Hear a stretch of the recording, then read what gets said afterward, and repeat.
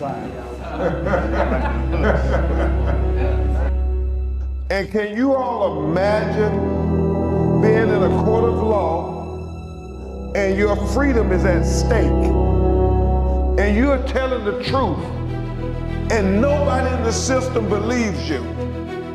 Carl, I know you know already, but there are so many sisters and brothers who go in courtrooms every day all across America, and they are forced to lie on themselves and enter into trumped up plea agreements. And I do mean trumped up plea agreements because they know the alternative, Daryl, is so much potentially worse of them rolling the dice, going to trial on a jury of anybody but their peers and being convicted of a crime that they didn't commit and spending decades in prison for a crime they didn't commit. That's worse than a lie. The mighty tigers. Now, and we're gonna settle in and have a little family conversation. But I gotta let you know before we start that my favorite part of watching that trailer every time I do is seeing old Rump Dog from 1988 in the Omega Sci-Fi shirt. And folks, that is living proof that with all the accolades and all the things that he comes with today before us, he started with the same humble beginnings as each and every one of us that sits in this room. So he can do it, and boy, he does it good, but each one of you can do it too. So let's get started. Amen. Now, I know that you're important, but I think there are a couple other people in here that are important that you wanted to recognize. You want to take a moment before we start? Yeah, again, good morning, everybody. I'm very happy to be here. God meant for me to be here with you all because they had tornadoes or something. Yesterday, I was supposed to be at North Carolina Central. They canceled all of that. And at the last minute, I told Attorney Solomon, I said, well, can I fly in on this morning? And he said, no, because then you'll be too late. You'll miss it. And I said, Lord knows. I said, so let's look at flights. We got a flight that got us to Charleston, South Carolina at about 12:55 a.m. And then because I'm trying to be an example for sisters and brothers that we have to make our health a priority, I went to bed about 2 a.m. and I got up at 6:30 a.m. to work out. And so God meant for me to be here with y'all, Amen. Benedict. Amen. He meant for me to be here. Amen. And so I want to just offer a point of personal privileges before we start this morning to thank one of not just my fraternity brothers, not just one of my best friends, but honestly, one of the best lawyers I've ever encountered in the United States of America, and that is your own Attorney Carl Solomon. Thank you. Yeah. Thank you, brother. Thank you. Thank you. Yeah. The only thing that exceeds his ability to do good is how kind he is. So y'all take that with grace and with kindness. Now we've got two other people you need to address before we get in trouble. I do, cause we are girl dads. Yes, sir. And it is spring break. And I know Carl is so blessed to have his teenage daughter Clark with us. And I'm blessed to have my 13-year-old boss traveling with me this week. So Brooklyn, Zeta Crump, Clark Solomon, will you princesses please stand, and will y'all please recognize the light of just our heart and everything. Amen.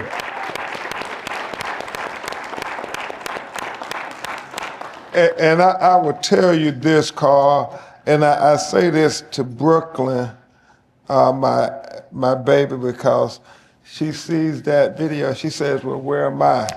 And some of it is in the book too. Black parents, we do everything we can to protect our Amen. children. And obviously, a lot of the work that we do, there are some who are not happy about it. And so you try to protect your family's privacy as much as possible. In Brooklyn, that was a big debate when I was talking with Netflix, because they had a whole portion in there talking about me as a father. But I said, you know, with all these sick people in the world, yes, sir, I want to protect my baby as much as possible. But Brooklyn, I want you to know every time I look at it, I think of you. Amen. And then last but not least, Mr. Solomon. Yes, sir. They say all great men may not be members of Omega Psi Phi Fraternity Incorporated. But what else they say? But all members of Omega Psi Phi Fraternity Incorporated are great men. That's nothing but the truth, brother. I want to acknowledge all the Omegas here. Would you please stand and be recognized? Yes, sir. The greatest fraternity on planet Earth. Root to the good brothers. Root to the good brothers. All right. And with that, good morning. Good morning. So now that we've made the Sigma significantly uncomfortable, let's have a little conversation, brother. So we all know your story, and anything we forgot, Civil reminded us of. But since Civil, you've accomplished and done a lot more. So the first question is, what inspired you to write a fiction novel as opposed to a nonfiction book about all you've done? You know, Carl, it's kind of deep because I got that question a lot. My personal hero, Thurgood Marshall, once said that most people would never really know what happened in a courtroom when you're fighting for liberty and justice for marginalized people, especially black and brown people. So he said he would always write his memorandums of law and his pleadings and his briefs to be very engaging, because he wanted to entice people to read so they could be educated on what really happens in a courtroom.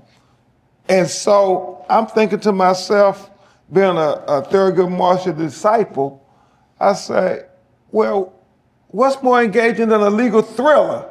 I mean, you have John Grisham, you know, with The Rainmaker, and Michael Conley with The Lincoln Lawyer. They write these legal thrillers every year, and they sell tens of millions of books. And I said, man, you know what I'm gonna do? I'm gonna write a civil rights legal thriller, because now more than ever, America needs to understand how important civil rights is. And I am so very humbled and honored, Carl, because I thank the public, especially our community, because Worse Than a Lie has been on the New York Times best-selling list 2 weeks in a row. Yes, sir. And I'm so grateful. Yes, sir. Congratulations. So very grateful. Congratulations. So that's how the other BLC was born, Bo Lee Cooper. Bo Lee Cooper. So let's talk, his name is Benjamin Lloyd Crump. So we got two BLCs we're talking about. So there's some similarities. I would think one or two. Let's talk about the title, Worse Than a Lie. It's so powerful. What does that phrase mean for you personally in the legal context? Yeah, no, Carl, I know to the legal community, I'm speaking to the choir, but the choir has to sing louder. Yes, sir. As my grandmother and them used to say. And that's where it comes from, Brooklyn. My grandmother, black grandmothers are just brilliant. Yes, sir. Just brilliant. I mean, my grandmother still is the most intelligent person I've met on the face of the earth, even though she only had a third grade education. Yes, sir. She had that common sense type wisdom. I know some of y'all probably got grandmothers like my grandmother was. Those grandmothers who I think about so many things she taught me. Carl, I never forget, my grandma used to keep me and all my cousins and brothers when my mom would go work 2 jobs to take care of me and my 2 little brothers and others. And we had a big, beautiful black family.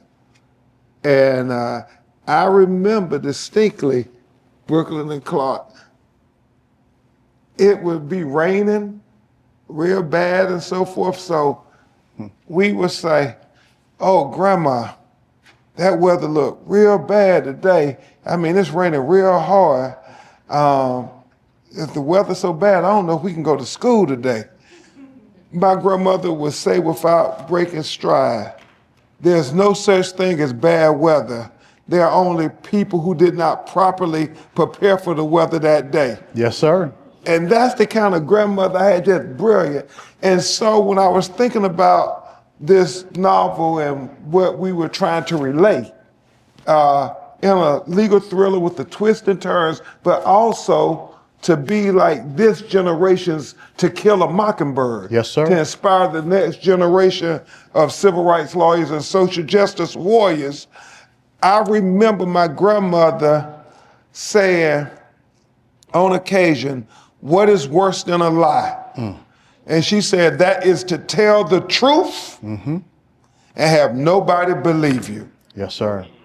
Yes, sir. So when you read the novel, it gets so much worse than that, because can you imagine being in a court of law, fighting for your liberty, fighting to keep from going to prison, and you're telling the truth, but nobody in the system believes you. And I tell you, Carl, and I know you know, but there are sisters and brothers all across America who go into courtrooms every day, and they are forced to tell lies on themselves and enter into trumped up plea agreements. And I do mean trumped up.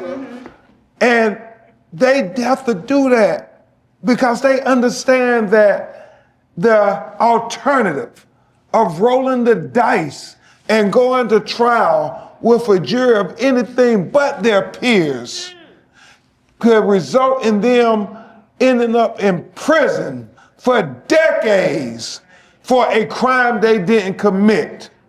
And that's worse than a lie.